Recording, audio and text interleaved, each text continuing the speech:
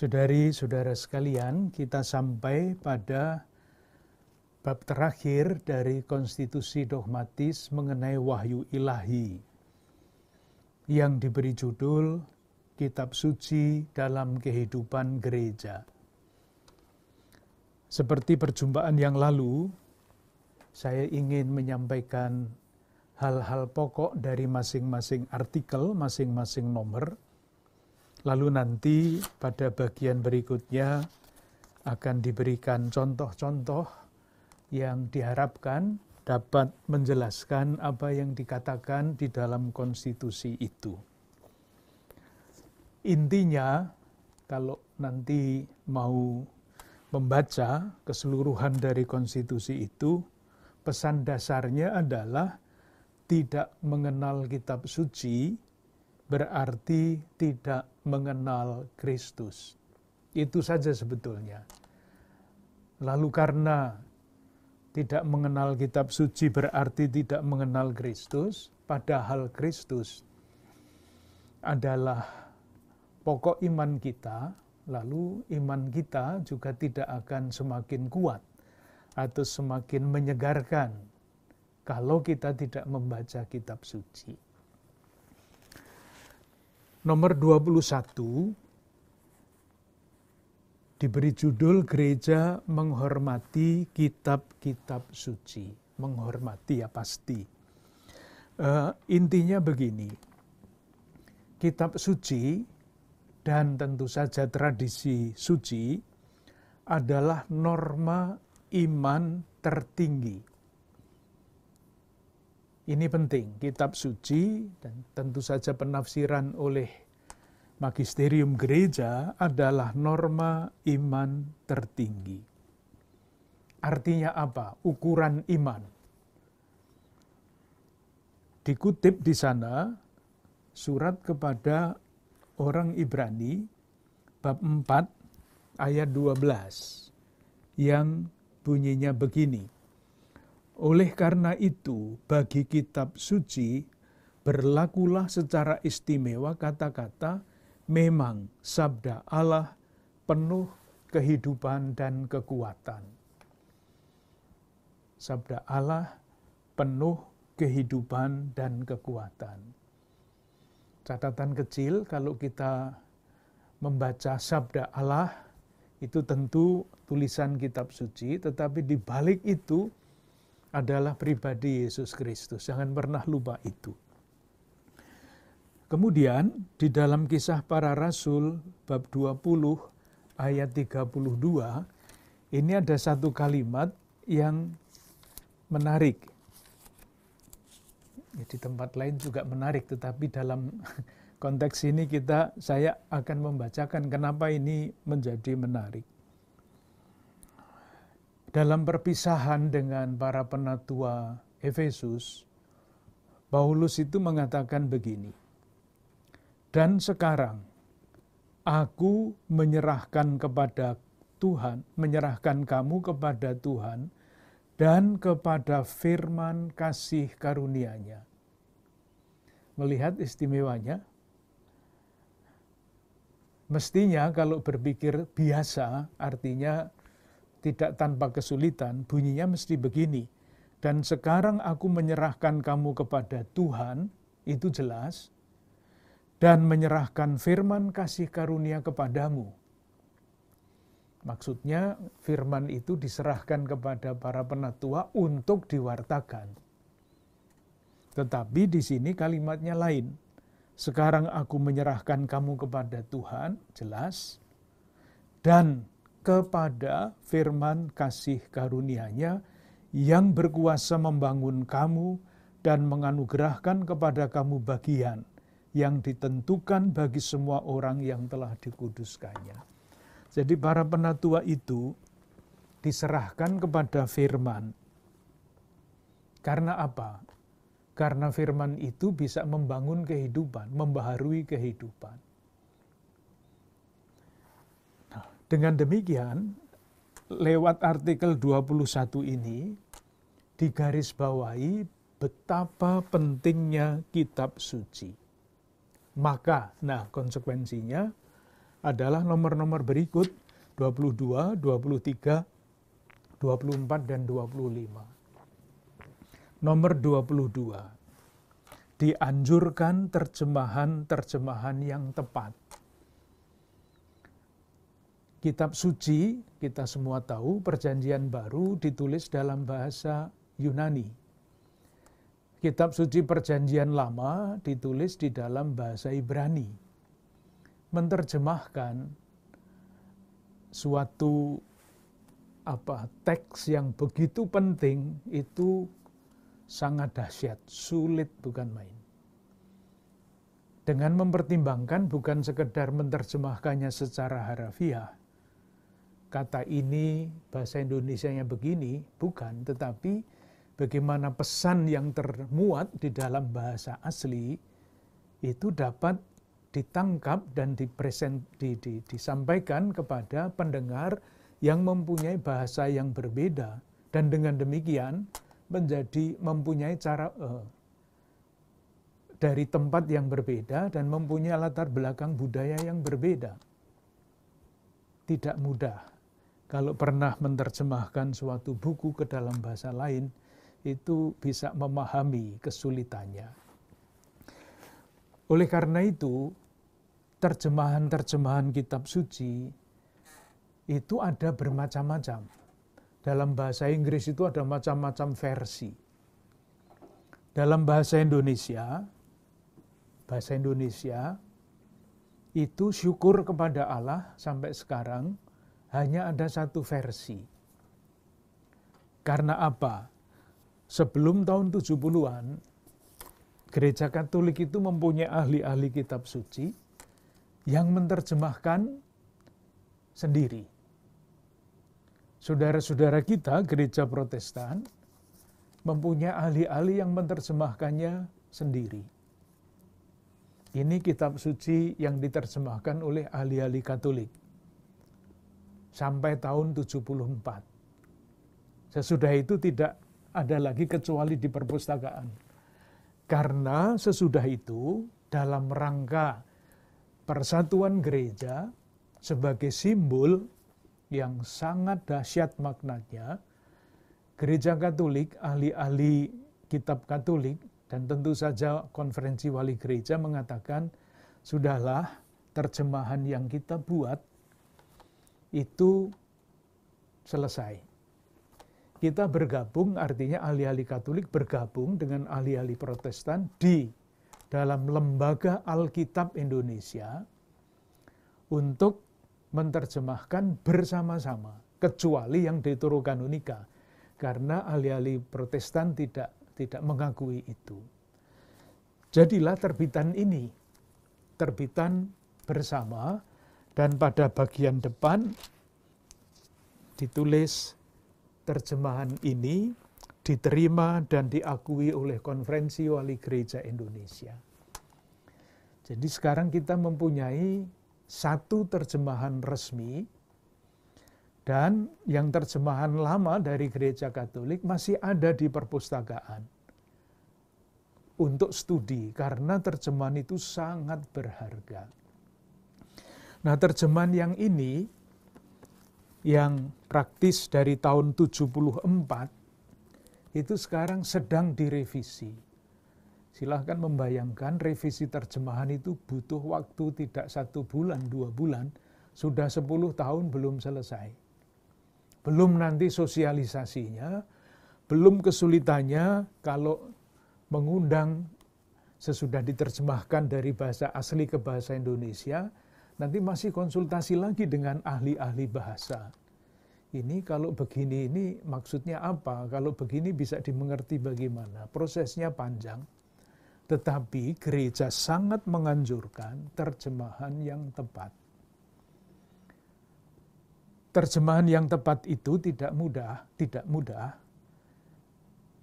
Dibaca juga kadang-kadang kalimatnya sudah baik secara bahasa Indonesia, tetapi maksudnya tidak jelas. Maka diusahakan juga terjemahan dalam bahasa Indonesia sehari-hari. Itu dalam bahasa pergaulan. Jadi kalimatnya nanti kalau bertemu dengan edisi yang seperti itu, kitab suci dalam bahasa sehari-hari itu dibacanya lebih enak. Karena memakai bahasa yang tidak kaku, tujuannya supaya siapapun bisa memahami itu dalam bahasa Indonesia yang sederhana. Masih ada lagi terjemahan lain, yaitu terjemahan yang dipakai untuk ibadah, liturgi. Itu sudah sejak zaman dulu ada naskah yang berbeda untuk liturgi. Maka kalau kita pergi ke gereja membawa Alkitab ini dan mencocokkan dengan yang dibacakan dari leksionarium yang dipakai untuk ibadah, kadang-kadang loh kok berbeda. Ya memang berbeda, karena itu kepentingan untuk liturgi yang khusus. Itu mengenai terjemahan kitab suci. Nanti moga-moga dalam waktu yang tidak terlalu lama terjemahan baru itu akan muncul dan tidak menimbulkan macam-macam masalah. Salah satu masalahnya pasti masalah harga ya. Kita sudah punya ini, kok muncul barang baru, nyendak apa-apa, memakai yang lama juga tetap saja baik. Hanya lama-kelamaan, kalau yang lama ini sudah rusak seperti punya saya ini, nanti bisa yang pakai yang baru tetapi entah kapan. Teksnya secara definitif sudah jadi, tinggal merevisi lebih lanjut. Belum kalau kita bicara mengenai teks kitab suci. Tapi saya kira kalau saya mulai omong tentang ini nanti bisa tambah sulit. Tapi biar ya saya berikan contoh satu saja. Kitab suci ini dulu ditulisnya itu tidak dari depan sampai belakang lengkap. Aslinya adalah manuskrip, tulisan tangan, manuskrip. Dan ada banyak, belum ada mesin cetak, maka setiap misalnya Injil Lukas itu ada salinan-salinan. Teksnya begini, disalin oleh orang lain begitu dan sebagainya. Nah, bisa membayangkan kan ketika orang menyalin teks, kadang-kadang ada salahnya. Nah, salah itu bisa diteruskan. Yang disalin benar, yang nyalin salah. Yang nyalin berikutnya, nyalinnya seperti yang salah itu. Sehingga sebelum menjadi teks kitab suci ini, para ahli yang namanya para kritikus teks itu memilih teks mana yang kira-kira paling sesuai dengan yang awal. Itu ada ilmu sendiri. Kita tidak masuk ke situ, tetapi saya memberikan contoh kecil sekali, sangat kecil. Dalam Injil Lukas, bab 5 ayat 1-11, kita semua tahu ceritanya, penjala ikan menjadi penjala manusia, itu Petrus mengatakan, ayat 5 saya baca, ini teks yang Katolik yang dari sebelum tahun 74. Simon menjawab, "Guru, telah sepanjang malam kami bekerja keras dan tidak menangkap apa-apa." Lalu ayat 7, lalu mereka memberi isyarat dan sebagainya. Ayat 8, lalu ketika Simon melihat hal itu, ia pun tersungkur di depan Yesus dan berkata. Teks ini bunyinya, ketika Simon melihat hal itu, ia tersungkur. Nah, kalau membaca teks yang ini, beda. Ini teks yang sesudah tahun 74. Bunyinya begini, Lukas bab 5 ayat 8. Ketika Simon Petrus melihat hal itu, ia pun tersungkur. Yang teks sebelumnya hanya Simon, yang teks sesudah tahun 70, Simon Petrus. Mengapa ada perbedaan itu? Bukan salah cetak, tetapi karena teks yang dipakai untuk menyusun teks ini, yang dulu dianggap ini yang paling benar, yang didukung oleh sekian banyak manuskrip yang dikenal, itu ternyata sesudah itu ditemukan suatu teks lain yang rupa-rupanya lebih asli. Ini ruwet. Kalau tidak tahu tidak apa-apa, kita percaya kepada Tuhan yang yang menyelenggarakan ini semua. Jadi masalah teks itu saja sudah ruwet, maka kalau kita mendengar debat-debat di media sosial mengenai ayat ini begini, itu terlalu sederhana bagi pemahaman gereja Katolik. Terlalu sumir, terlalu di permukaan, itu tidak ngerti masalah-masalah, atau pendapatnya atau latar belakangnya memang sangat berbeda. Maka tidak perlu ditanggapi barang-barang seperti itu. Yang nomor 23, nomor 22 terjemahan, yang nomor 23 itu kerasulan para ahli Katolik. Nah, intinya adalah ini. Perwahyuan Yesus itu perwahyuan yang puncak terakhir. Ditulis di dalam kitab suci, tetapi memahami Yesus Kristus itu tidak selesai dengan penulisan kitab suci. Maka muncullah ahli-ahli kitab suci. Peranannya adalah memberikan bantuan kepada orang beriman supaya lewat apa yang mereka selidiki, yang mereka renungkan, itu kita semua mempunyai pengertian yang semakin dalam tentang kitab suci. Rumusannya pada bab 2a nomor 23 itu adalah para ahli diharapkan menyelidiki sedemikian rupa sehingga membantu para pelayan sabda menerangi budi, meneguhkan kehendak, dan mengobarkan hati. Itu. Jadi tidak supaya semua orang beriman itu menjadi ahli kitab suci. Syukur kalau begitu. Tetapi yang pertama adalah para ahli itu diharapkan membantu para pelayan sabda menerangi budi, meneguhkan kehendak, mengobarkan hati untuk mengasihi Allah. Nah, sejauh dapat saya amati, waktu saya mulai belajar teologi dulu, semuanya itu diktat stensilan. Sekarang yang namanya buku-buku telaah mengenai kitab suci itu banyaknya bukan main. Itulah peranan para ahli untuk tujuan ini. Tetapi para ahli juga tidak hanya menulis buku, mereka juga mengajar. Saya pernah iseng bertanya kepada mahasiswa, bukan di sini, di tempat lain jauh dari Pulau Jawa ini. Waktu itu saya bertanya, saudara-saudara di Fakultas Teologi ini, kuliah apa yang paling Anda sukai? Dijawab. Lalu pertanyaan kedua, kuliah apa yang paling saudara-saudara tidak suka? Saya kaget bukan main pada waktu itu, karena jawabannya yang paling tidak disukai adalah kuliah kitab suci. Ketika saya tanya, lah kenapa? Karena yang mengajar itu seorang ahli, mungkin terlalu ahli ya, sehingga mengajarnya itu memakai istilah-istilah dalam bahasa asli, bahasa Ibrani, bahasa Yunani, yang mahasiswa-mahasiswa tidak ngerti apa-apa.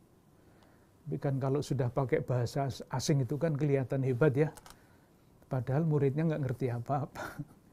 Dan alasan yang kedua nilainya mahal katanya. Nah ini pasti yang begini-begini ini tidak sesuai dengan anjuran dari, kalau bisa dipermudah, kenapa dipersulit dengan segala macam istilah itu. Demikian juga pada nomor 24, pentingnya kitab suci bagi teologi. Intinya begini. Sebelum Dei Verbum ini dimengerti dengan baik, para teolog, ahli teologi itu sudah punya pikirannya sendiri. Sudah punya pikiran sendiri. Nah, untuk membenarkan pikiran itu, dikutip kitab suci. Jadi kitab suci dicomot untuk referensi, supaya mendukung gagasannya sendiri. Nah, yang di sini itu maksudnya terbalik. Kalau mengembangkan suatu renungan atau refleksi iman, tidak mikir dulu baru kemudian mencari di kitab suci. Tetapi sabda Allah itu berbicara apa dan dari situ dikembangkan menjadi jiwa teologi.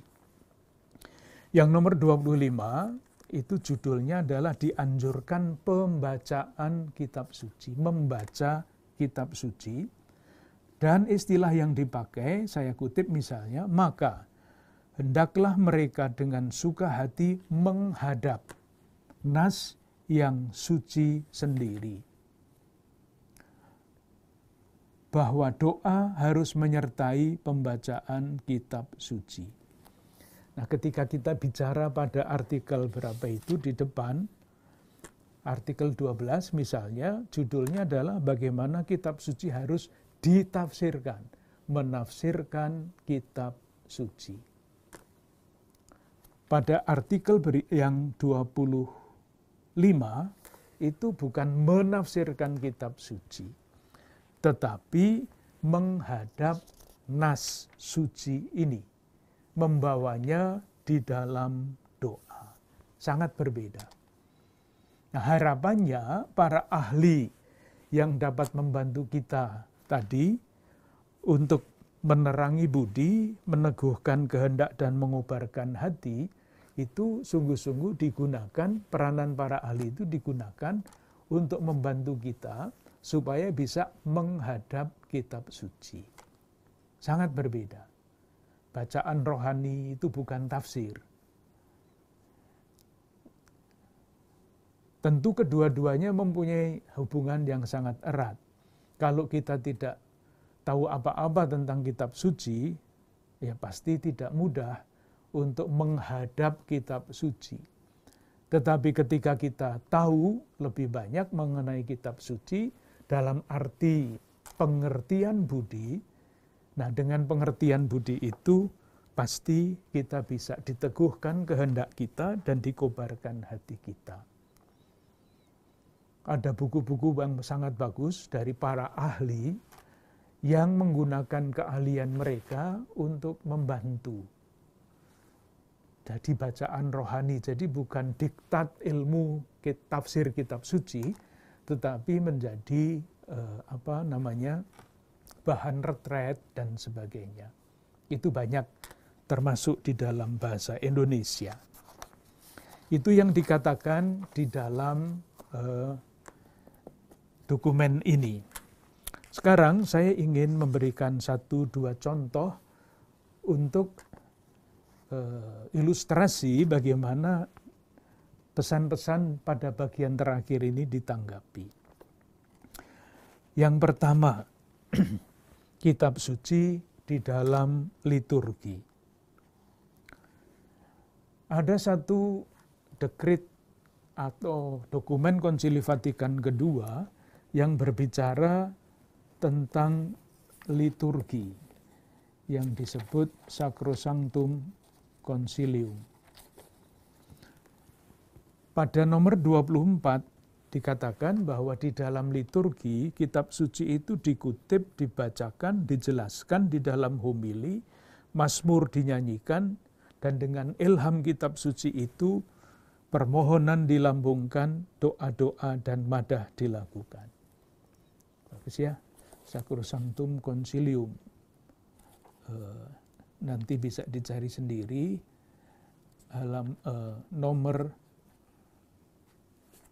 24. Nah, sementara di dalam Dei Verbum artikel 21 dikatakan begini, kitab-kitab ilahi seperti juga tubuh Tuhan sendiri selalu dihormati oleh gereja yang terutama dalam liturgi suci, tiada hentinya menyambut roti kehidupan dari meja sabda Allah maupun tubuh Kristus dan menyajikannya kepada umat beriman. Sangat menarik sebetulnya, dan sebetulnya juga bisa ditarik secara praktis, tetapi pasti tidak mudah. Yang mau dikatakan di sini adalah ibadat sabda itu disejajarkan dengan ibadat ekaristi. Dikatakan begini, seperti juga tubuh Tuhan sendiri, kitab-kitab ilahi selalu dihormati oleh gereja seperti tubuh Tuhan sendiri. Jadi kitab-kitab ilahi, sabda, itu dihormati seperti tubuh Tuhan sendiri. Ini sebetulnya kalau mau sederhana, konsekuensinya ibadat sabda itu juga sangat penting, sama seperti halnya sangat pentingnya ibadat Ekaristi. Tapi sekarang kan kalau di tengah-tengah umat kita mengatakan, oh hanya ibadat sabda, hanya ibadat sabda. Padahal kalau ini diterima dengan bagus, dengan baik, dengan sungguh-sungguh, ibadat sabda itu sama pentingnya dengan ibadat Ekaristi. Hanya saja di dalam dokumen mengenai liturgi itu dikatakan bahwa Ekaristi adalah puncak dan sumber hidup Kristiani. Nah, itulah ada ada pertentangan yang tidak mudah didamaikan. Di dalam Sacrosanctum Concilium nomor 10 dikatakan bahwa hidup Ekaristi adalah puncak dan sumber kehidupan. Sementara di dalam Dei Verbum artikel 21, kitab-kitab suci, kitab-kitab ilahi, itu seperti juga tubuh Tuhan sendiri. Tetapi biarlah itu dibicarakan oleh para ahli di dalam bidangnya. Tidak gampang. Nah, dalam rangka memperkenalkan kitab suci atau mengajak umat untuk mendengarkan pewartaan kitab suci di dalam liturgi, disusunlah yang sekarang kita sebut leksionarium. Jadi kalau mengikuti perayaan Ekaristi hari Minggu, itu ada tahun A, tahun B, tahun C. Tahun A itu bacaan pokok Injilnya adalah Matius. Tahun B itu bacaan Injilnya adalah Markus. Tetapi karena Markus itu Injilnya pendek, maka Injil Yohanes juga dibacakan di situ. Tahun C itu adalah bacaan Injil Lukas. Jadi sebetulnya kalau orang Katolik pergi ke gereja setiap minggu tanpa membaca sendiri seluruh keempat Injil itu sudah didengarkan.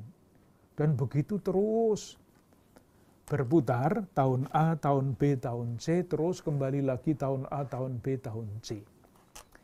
Nah, bersama-sama dengan pilihan dari kitab suci dari Injil, bacaan ketiga, dipilihlah kutipan-kutipan dari Perjanjian Lama. Jadi pilihan kutipan-kutipan yang pesannya dianggap sesuai dengan pesan Injil. Sehingga bacaan pertama dan bacaan Injil dalam leksionarium liturgi tahun-tahun ABC itu cocok.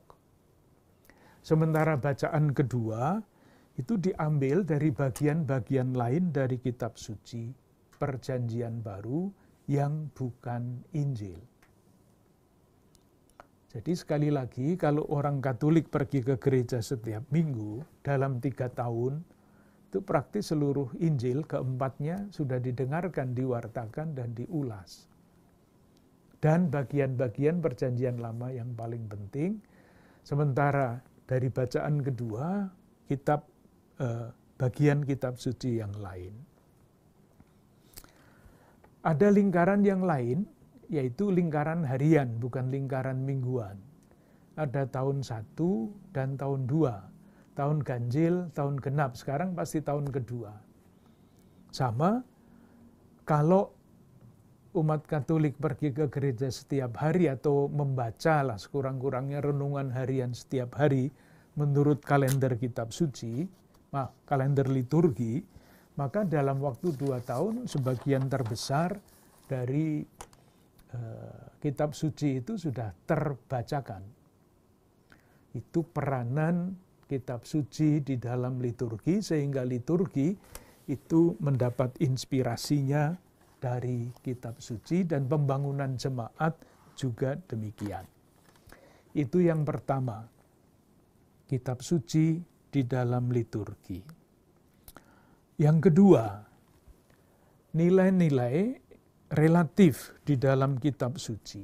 Nilai-nilai relatif. Kita sudah mempelajari bahwa Tuhan itu mewahyukan diri di dalam proses sejarah yang panjang.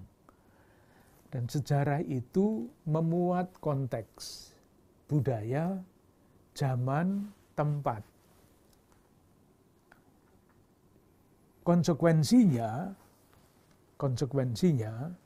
tidak semua bagian dari kitab suci itu sama pentingnya, khususnya di dalam Perjanjian Lama. Ada bagian yang tidak sangat berarti atau tidak berarti banyak bagi kita. Kita sebut saja misalnya dari kelima kitab Musa, kitab Imamat. Saya tidak tahu kalau membaca kitab Imamat dari depan sampai belakang ini bosannya kayak apa. Karena isinya adalah aturan-aturan ibadat pada zaman itu yang sekarang praktis tidak ada yang berlaku lagi. Maka saya kadang-kadang sungguh sangat kagum kalau bertemu dengan saudara dan mengatakan, Romo, saya sudah membaca Alkitab dari kitab Kejadian sampai kitab Wahyu, hebat bukan main. Jadi berarti sudah membaca ini semua. Apalagi kalau membaca kitab Tawarikh yang isinya itu silsilah. Tidak tahu apa yang ada yang diingat apa enggak sesudah membaca silsilah yang begitu panjang itu. Nah, harus dikatakan bagian-bagian yang seperti itu tidak sama pentingnya dibandingkan dengan bagian-bagian yang lain yang jauh lebih penting daripada itu. Selain itu, ada yang sebaliknya. Ada tulisan-tulisan kitab suci yang dulu tidak dianggap penting. Tetapi zaman berkembang, tulisan-tulisan itu menjadi sangat relevan. Khususnya misalnya diambil sebagai contoh kitab Amos. Amos di dalam tulisannya itu banyak bicara tentang keadilan sosial. Nah, masalah keadilan sosial itu sekarang kan sangat relevan dibicarakan di mana-mana. Oleh karena itu, mempelajari Nabi Amos menjadi sangat relevan sekarang ini. Di misalnya saya baca Amos bab 5 ayat 7 sampai 13. Hai kamu yang mengubah keadilan menjadi ipuh dan yang mengempaskan kebenaran ke tanah. Dia yang telah membuat bintang kartika dan bintang belantik, yang mengubah kekelaman menjadi pagi dan sebagainya. Dia yang menimpakan kebinasaan atas yang kuat, sehingga kebinasaan datang atas tempat yang berkubu. Kalau membaca ini, kita langsung akan merasa bahwa yang dikatakan di situ pun relevan pada zaman kita. Keadilan sosial adalah masalah kemanusiaan sejak zaman dulu. Bab 6 ayat 1, celakalah atas orang-orang yang merasa aman di Sion, atas orang-orang yang merasa tenteram di Gunung Samaria, dan selanjutnya. Misalnya itu.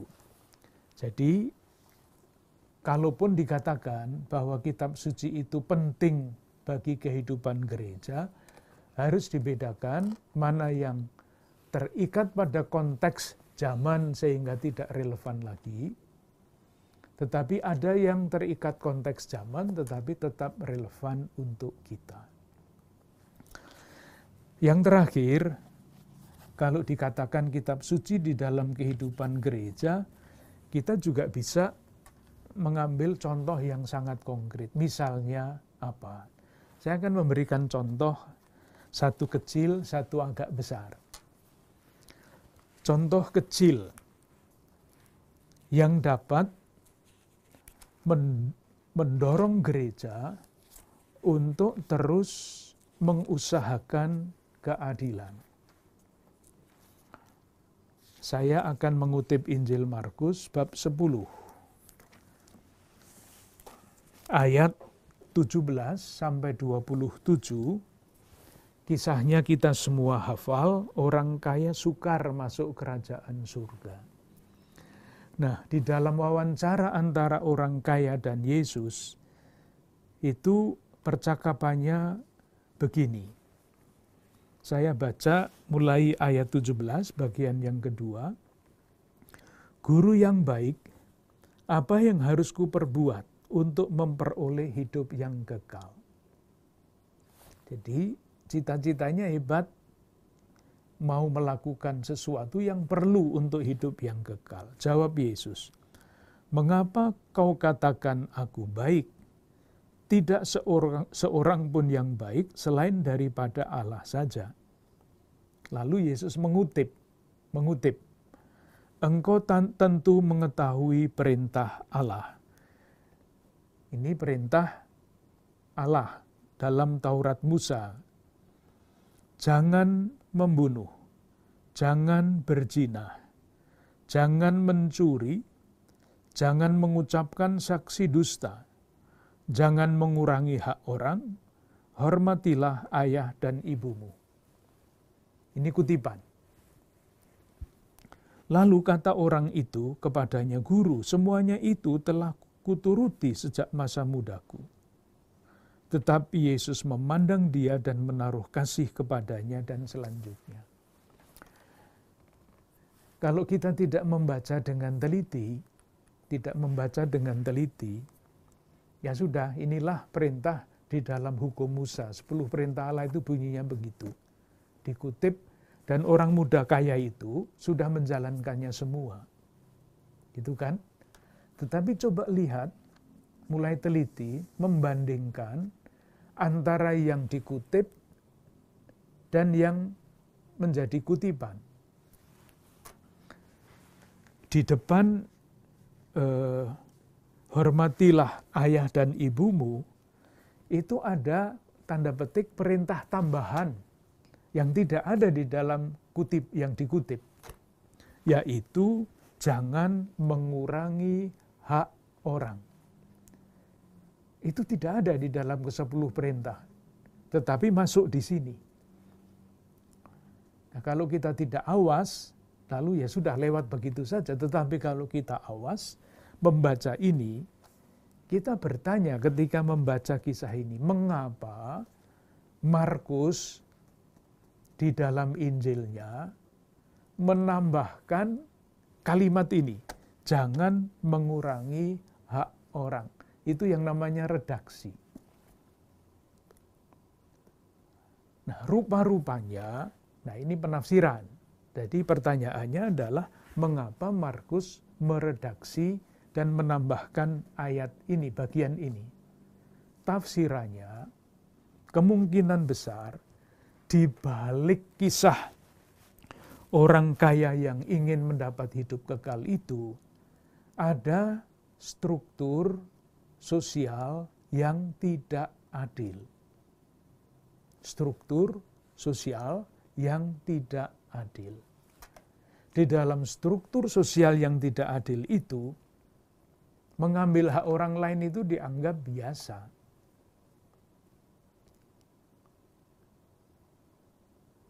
Di dalam zaman sekarang pun sama, mengambil hak orang lain di jalan ya, lalu lintas itu banyak sekali hak orang lain yang diambil begitu saja.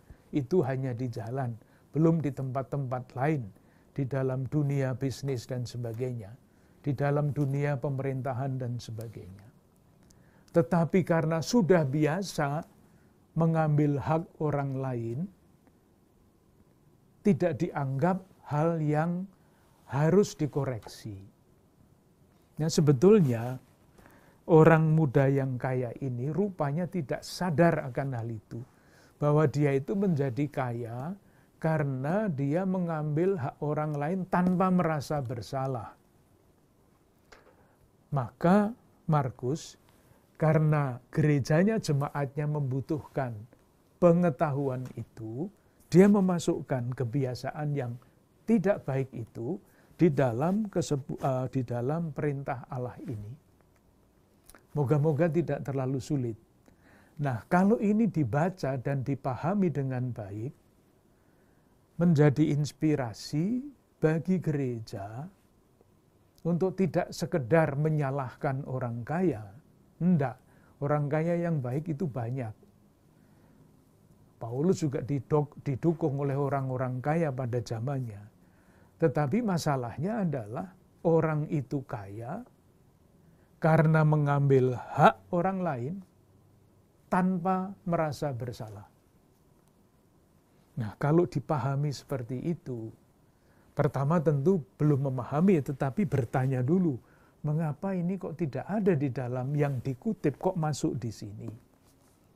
Jawabannya tadi, para penginjil itu meredaksi sesuai dengan kepentingan gereja. Pesannya jelas. Atau seperti yang kemarin atau dalam pertemuan yang terdahulu kita baca, ketika menjelaskan tentang perumpamaan benih di dalam Injil Lukas, tidak ada yang 30, 60, 100 kan. Tetapi dikatakan yang jatuh di tanah yang baik itu ialah orang yang setelah mendengarkan firman itu menyimpannya dalam hati yang baik dan mengeluarkan buah dalam ketekunan. Itu yang dituntut oleh Lukas di dalam gerejanya. Setiap hari tekun mengikuti Yesus. Jadi saya mau mengatakan, ketika kitab suci dipahami dari perspektif tertentu, memberikan inspirasi yang kuat bagi gereja untuk memberikan perhatian dalam hal tadi yang saya kutip, melawan struktur-struktur sosial yang tidak adil. Sekarang banyak sekali penafsir-penafsir khususnya dari negara-negara Amerika Latin yang justru membaca kitab suci dari analisa sosial politik seperti itu. Itu contoh yang singkat. Sekarang contoh yang agak panjang mengenai Bunda Maria. Mengenai Bunda Maria kan selalu menarik ya. Kita berdoa, kita berziarah, kita rosario, macam-macam. Bagi kita tentu pertanyaannya adalah kita bisa belajar apa dari Bunda Maria tentang iman dan konsekuensi iman.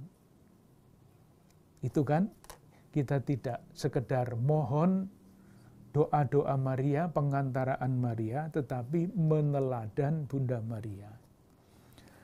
Salah satu contoh yang bisa diambil adalah nyanyian pujian Maria, Magnificat. Sering kita nyanyikan, sering kita dengar dinyanyikan, menjadi inspirasi bagi para pengarang musik, komposer untuk membuat komposisi-komposisi yang mentakjubkan. Injil Lukas bab 1 ayat 46 sampai 56. Saya tidak akan membaca, agak panjang, akan memberi latar belakang supaya nanti kalau mendaraskan Kidung Bunda Maria, pesan-pesan ini dan latar belakang ini bisa memperkaya penghayatan kita akan kidung atau nyanyian pujian Maria ini. Di dalam teks kitab suci kita sekarang, nyanyian ini memang diberi judul nyanyian pujian Maria. Nah, kalau kita mengerti begitu saja, lalu kesimpulan kita ini Bunda Maria yang mengarang nyanyian ini. Jawabannya tidak. Pasti bukan Bunda Maria yang mengarang lagu ini. Karena apa? Karena teks seperti ini, nyanyian pujian seperti ini sudah ada di dalam Perjanjian Lama Kalau membaca referensi di bawah ayat 56 itu ditunjukkan. Ayat 46 sampai 55 itu ada di dalam kitab pertama Samuel bab 2 ayat 1 sampai 10. Jadi sudah dinyanyikan oleh Hana, ibunya Samuel. Jadi sekali lagi pasti bukan karangan Bunda Maria. Lalu pertanyaannya ialah, dari mana asal-usul lagu ini? Ceritanya panjang. Singkatnya begini.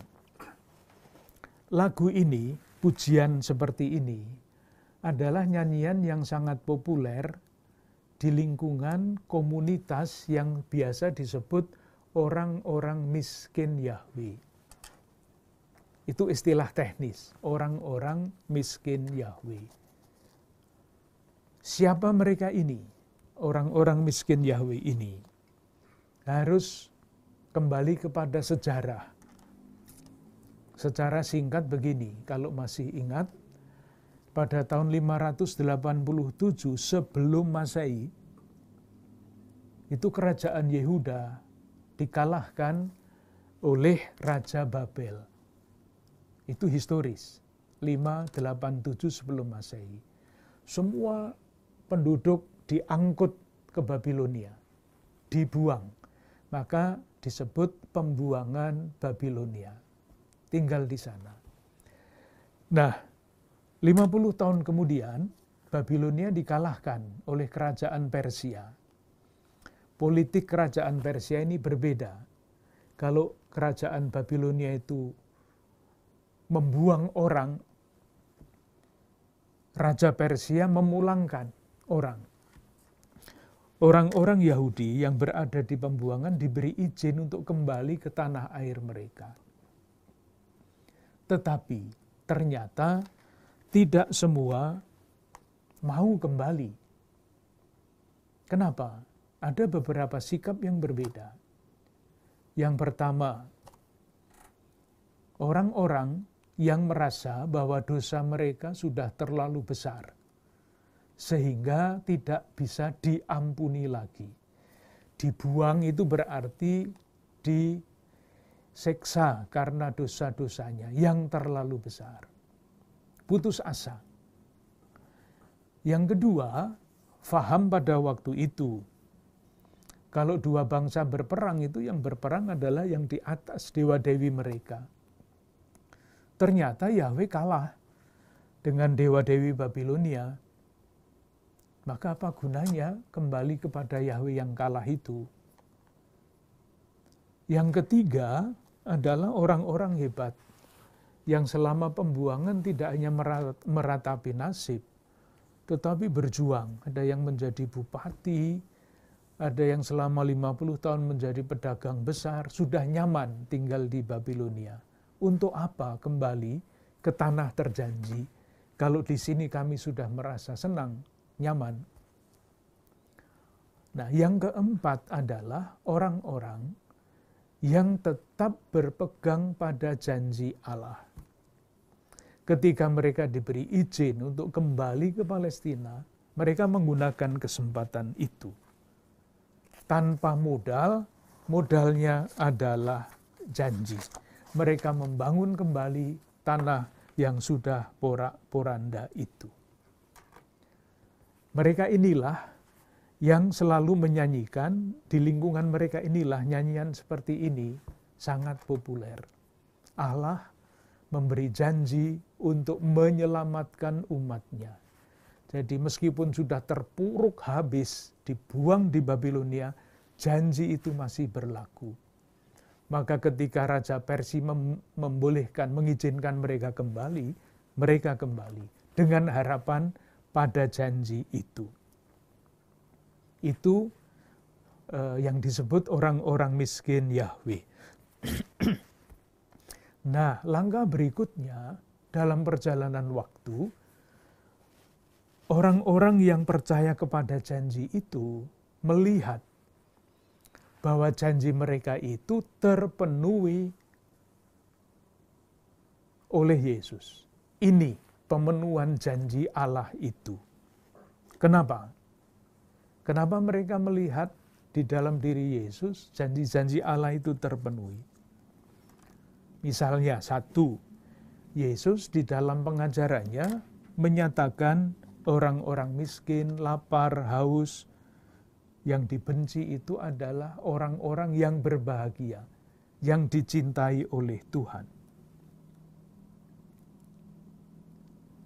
Berikutnya, Yesus sendiri tampil sebagai tanda petik orang-orang miskin yang dianiaya dan dibunuh, tetapi tetap percaya kepada Allah yang memberi janji itu.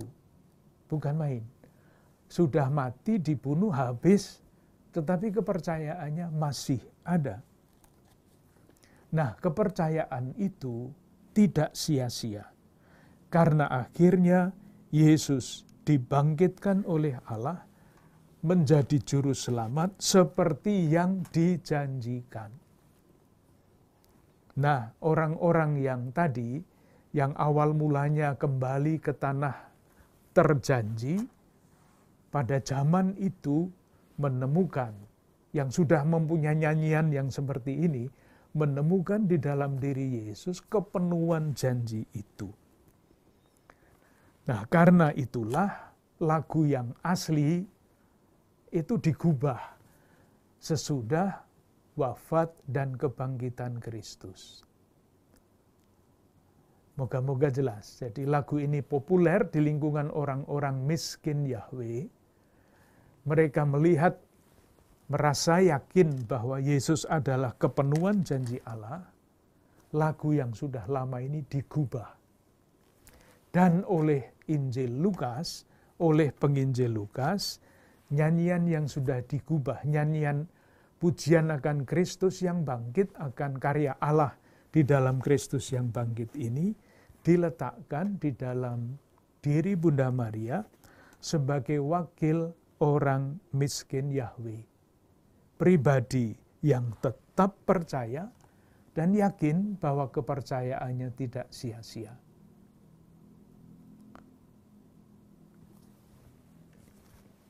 Itu yang mengenai asal-usul dari nyanyian ini dan mengapa Bunda Maria dibuat atau Lukas meletakkan nyanyian ini pada mulut Maria untuk menampilkan Maria sebagai orang yang tetap percaya dan kepercayaan itu tidak akan sia-sia.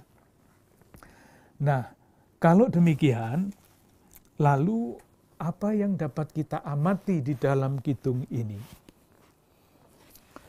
Kalau melihat saja strukturnya dari kidung ini, ada suatu pergeseran. Dari yang pertama, mengamati ya, kataku, aku itu dominan. Jiwaku memuliakan Tuhan, hatiku bergembira, akan menyebut aku bahagia, dan seterusnya. Pusatnya pada aku. Nah, ketika nyanyian ini berkembang, akunya mulai mundur. Kalau membaca mulai ayat 49, akunya masih ada tetapi tidak di kalimat paling depan, karena yang Maha Kuasa telah melakukan perbuatan besar kepadaku. Rahmat-Nya turun-temurun. Ia memperlihatkan. Ayat 52, iya. Ayat 53, iya. Ayat 54, iya. Jadi rupa-rupanya kita bisa membaca ketika seorang menyanyikan kidung pujian ini, pusat perhatian itu berubah dari aku menjadi ia. Ia adalah Allah. Itu adalah kontemplasi. Ketika seluruh perhatian hati, budi, dan seluruh diri terpusat tidak lagi pada aku, tetapi pada Allah. Maria adalah pribadi yang kontemplatif dalam arti seperti itu. Maka meneladan Bunda Maria, berbakti kepada Bunda Maria, itu antara lain pesannya seperti ini. Supaya di dalam hidup itu tidak berpusat pada aku, tetapi pada Dia yang melakukan karya-karya besar. Juga menarik kalau kita memperhatikan perubahan dari aku yang tadi sudah kita lihat, jiwaku memuliakan Tuhan, hatiku, dan selanjutnya. Pada ayat 50, kalimatnya berubah. Tidak lagi pada aku, tetapi pada orang ketiga, umum. Jadi misalnya ayat 50, dan rahmatnya turun-temurun atas orang yang takut akan Dia. Tidak mengatakan rahmatnya turun-temurun atas aku. Tidak ada lagi aku seperti itu. Ayat 50, Ia memperlihatkan kuasanya dengan perbuatan tangannya dan mencerai-beraikan orang. Ia menurunkan orang dan meninggikan orang. Tidak meninggikan aku, tetapi meninggikan orang. Pesannya apa? Ya silahkan menarik kesimpulan masing-masing. Tapi yang satu ini pasti dapat disimpulkan adalah aku itu tidak sendiri. Aku adalah bagian dari umat manusia umum yang mengalami karya keselamatan Tuhan. Dengan kata lain, pujian ini membantu kita untuk bertumbuh di dalam solidaritas kemanusiaan. Bukan saya, aku yang diselamatkan. Tuhan memperhatikan semua orang. Bertumbuhnya solidaritas. Yang ketiga adalah tampak sekali perubahan tata nilai. Orang yang merasa yakin mengalami keselamatan, mau tidak mau, skala nilai itu akan berubah. Di dalam Kidung ini ada 3 nilai yang dihadap-hadapkan. Yang pertama bagian kiri misalnya orang yang congkak, orang yang berkuasa, orang yang kaya. Itu suatu tata nilai sendiri. Sementara pada bagian kanan itu ada takut akan Allah, rendah, lapar. Tentu Kidung ini tidak menghitungkan pujian karena lapar, bukan itu. Itu semuanya adalah simbol berubahnya tata nilai kehidupan. Konsekuensi dari pribadi yang merasa yakin dan mengalami keselamatan akan berubah tata nilainya.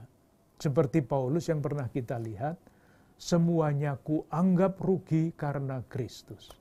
Yang dulu dibangga-banggakan itu semua ditinggalkan. Sekarang dia mengambil, menyusun tata nilai baru di dalam kehidupan. Maka devosi kita kepada Bunda Maria, intensitasnya, kedalamannya juga bisa dibaca dari situ.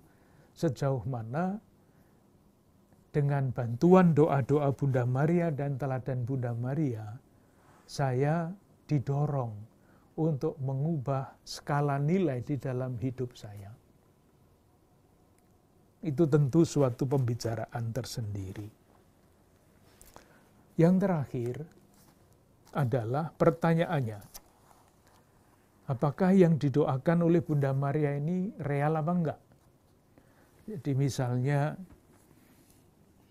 rahmatnya turun-temurun atas orang yang takut akan Dia, mencerai-beraikan orang yang congkak hatinya.